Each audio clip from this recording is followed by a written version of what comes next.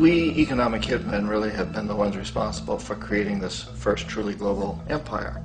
And we work many different ways.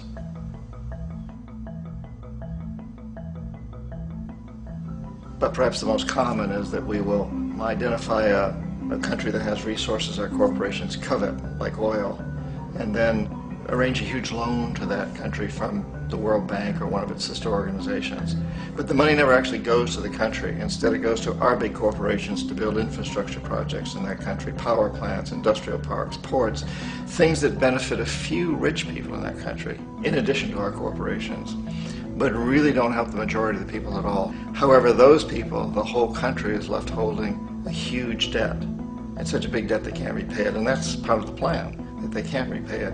And so at some point we economic hitmen go back to them and say, listen, you owe us a lot of money, can't pay your debt, so sell your oil real cheap to our oil companies. Allow us to build a military base in your country, or send troops in support of ours to someplace in the world like Iraq, or vote with us on the next UN vote. To have their electric utility company privatized and their water and sewage system privatized and sold to U.S. corporations or other multinational corporations. So there was that whole mushrooming thing, and it's so typical of the way the IMF and the World Bank work, that you put a country in debt, and it's such a big debt it can't pay it, and then you offer to refinance that debt and pay even more interest. And you demand this quid pro quo, which you call a conditionality or good governance, which means basically that they've got to sell off their resources, including many of their social services, their utility companies, their school systems sometimes, their penal systems, their insurance systems, to foreign corporations. So it's a double, triple, quadruple whammy.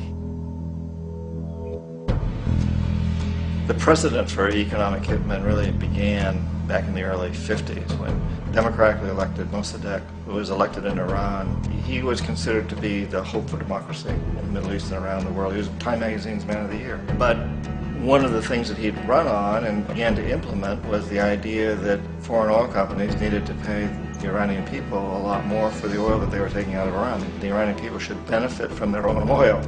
Strange policy. We didn't like that, of course. But we were afraid to do what we normally were doing, which was to send in the military. Instead, we sent in one CIA agent, Kermit Roosevelt, Teddy Roosevelt's relative. And Kermit went in with a few $1 million and was very, very effective and efficient. And in a short amount of time, he managed to get Mossadegh overthrown and brought in the Shah of Iran to replace him, who always was favorable to oil.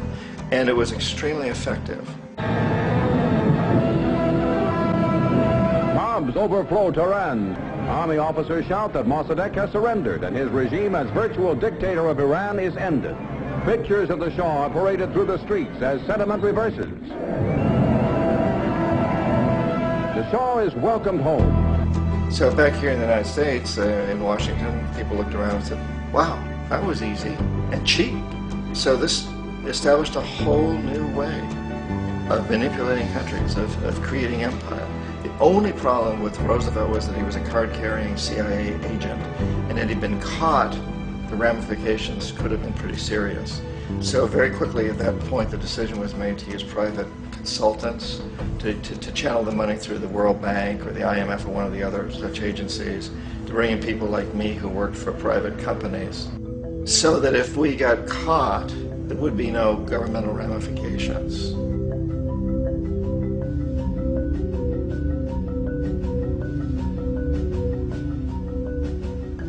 When Arbenz became president of Guatemala, the country was very much under the thumbs of United Fruit Company, the big international corporations. And Arbenz ran on this ticket that says, you know, we want to get